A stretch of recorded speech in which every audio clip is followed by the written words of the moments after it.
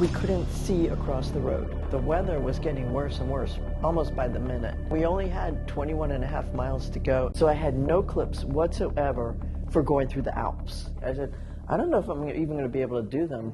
I'm Lynn Salvo, I'm 75 years old, and I currently hold 4 Guinness World Records. I just completed a very long ride across Europe that set a Guinness World Record for the oldest female to do that. It's the 6th record I've set, but one of them I set twice, and one was broken, so I currently hold 4 Guinness World Records. My latest ride, I started in Nordkapp, Norway, which is the farthest north you can go on a road in Europe, and I ended in Tarifa, Spain, which is farthest south you can go in Europe. Total was 4,329.5 miles. The first 2,900 miles were self-supported. I just had my one friend, Lynn Worcester, with me. The challenge was getting to the start. I've been looking forward to literally for 5 years.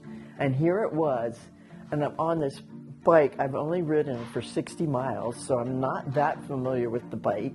On the day of the ride, we had 30-mile-an-hour side wind, gusty, rain, really cold, and foggy. Just insane because we couldn't see across the road. The weather was getting worse and worse, almost by the minute. We only had 21.5 miles to go. With the wind, I just was afraid to be on the side of the road where I usually ride. I was pretty much in the middle of the road. Fortunately, there wasn't much traffic. It was just scary. I was thinking, what have I gotten myself into? Did I really want, is this what I really wanted all these years? Everything that I needed, that I really, really needed, was on my bike. How little stuff I was able to get by with. And I kept the weight down. I probably didn't carry more than 30 pounds. The packing was a real challenge. For months, I think I'd put stuff out. I'd say, this is absolutely necessary. This is maybe necessary, and this is not necessary. And everything that was in the maybe necessary pile pretty much didn't go. So it was, my entire personal care kit was about this big. A little foldable toothbrush, a comb and brush combination that just folded into very little space. The freedom that it gives you to not be a slave of your stuff, I really recommend it. The way my bike is set up, I can only bike pack. I don't have place for panniers. I had a big triangle bag that fit inside the frame and a pretty large saddle bag.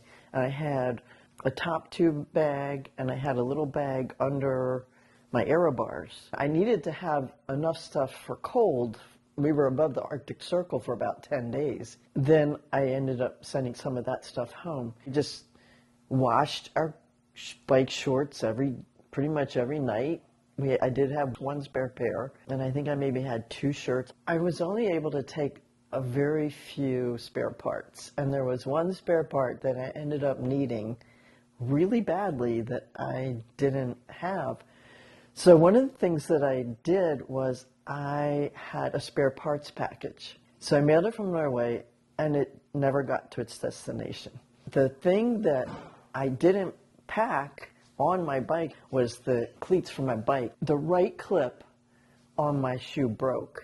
And that meant that I couldn't clip in on the side that I always stay clipped in on. So I lost the stability of the clip. It keeps my foot relatively fixed position. I didn't get the benefit of pulling up on my bike stroke. That made it harder. And then about 8 days before I got to Geneva, my left clip broke too. So I had no clips whatsoever for going through the Alps. I tried every bike shop. They didn't carry my brand. So I could not replace my cleats until my friends came to Geneva and brought the spare parts package. I didn't even embrace the unexpected. I knew that I had 3 official climbs on that day. I said, I don't know if I'm even going to be able to do them, but somehow I did. I guess I don't use the upstroke as much as I think I do. Also, not being clipped in, it was wobbling a lot, and I developed tendonitis. The other thing that happened was, on my left foot, I developed a corn, but it became incredibly painful to the point where I had to cut a hole in my shoe. Now, the routes were prepared ahead of time. You come to a roadblock or a road out or a bridge that's out or a decision. Do I go right here? Do I take the trail or do I stay on the shoulder? There's constant decision making, which can actually get exhausting. And being a problem solver is a big help. Our process was I would make a route. I used Ride with GPS.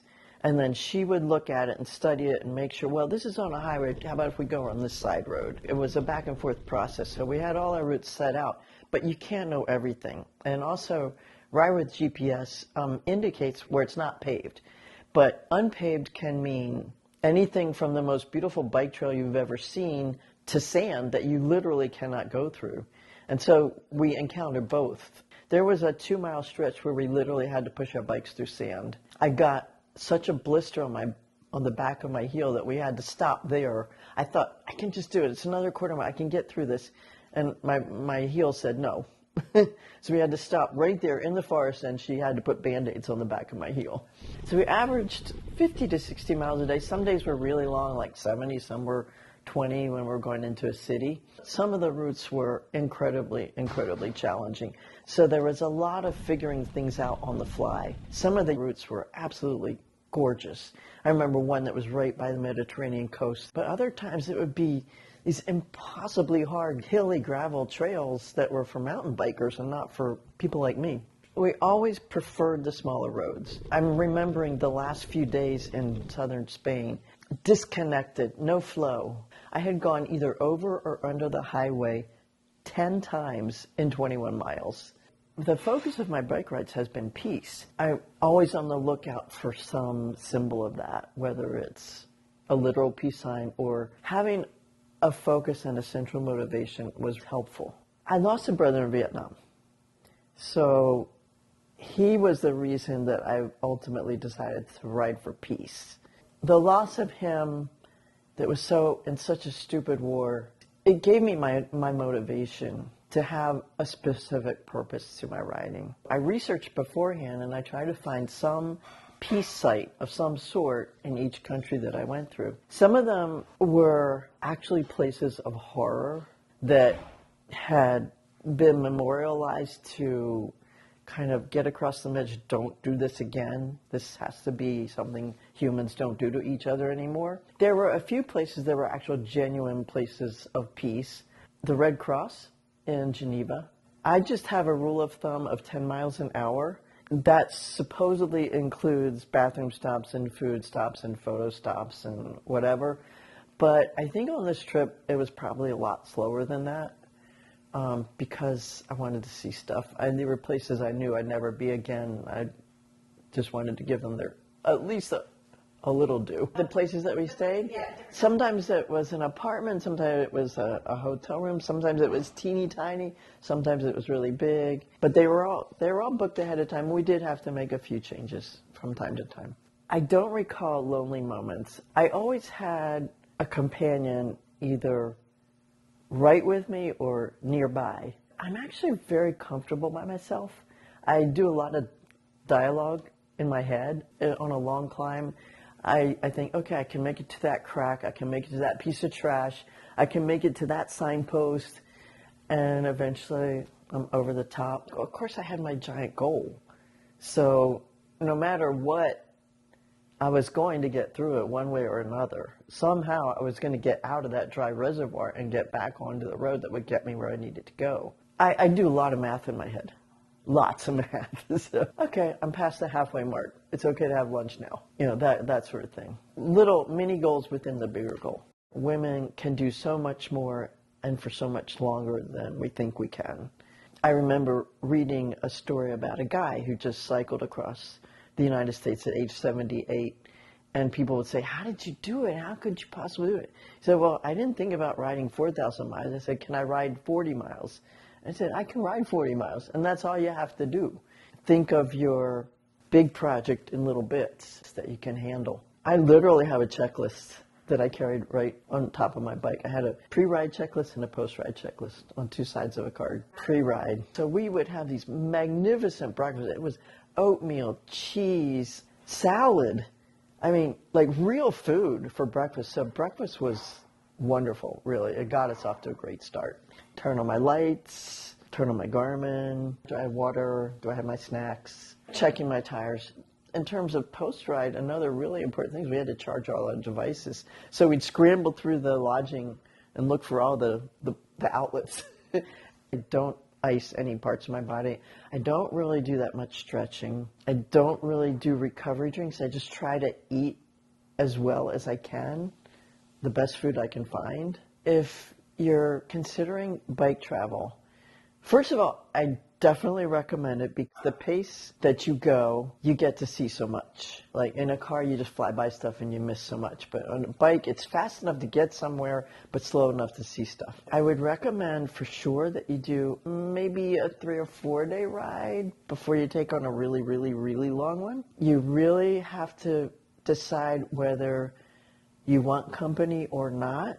So I like to plan out my trip from beginning to end the whole way. There are people who just absolutely want to do it spontaneously. Just, where can I get tonight? We encountered people who were cycling that way. They said, well, I think I can get to this campground tonight. And that doesn't work for me personally, but some people love that.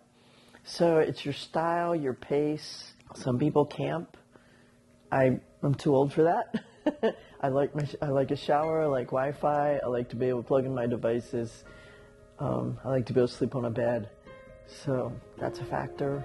Women can absolutely do this. I never felt unsafe ever on the trip in terms of being a woman. Never felt threatened. Most of the people are just out there. If they're out there, they're out there to help you. They're not out there to steal your bike or hurt you or anything. I mean, I was traveling in safe countries. The culture in a lot of the European countries I went through is extremely cycling friendly. A lot of bike trails, especially when you came into a town, there'd be a bike trail. Recover was very hard this time. It took much longer than I expected, and part of it was because of the difficulty of the routes. I was sleeping a lot, I was eating a lot to try to, recover. And I went to my doctor, actually. They measured my blood pressure, and it was through the roof. It was 160 over something. I've had low blood pressure my whole life. It probably took a good 2 months to just feel I was back and kind of normal. I'm sure that we had a pretty good dose of luck, but the fact that you can do it and the freedom that it offers you is just immense. I felt enjoyment. To be a woman was never a factor in this trip. Hope to see you riding.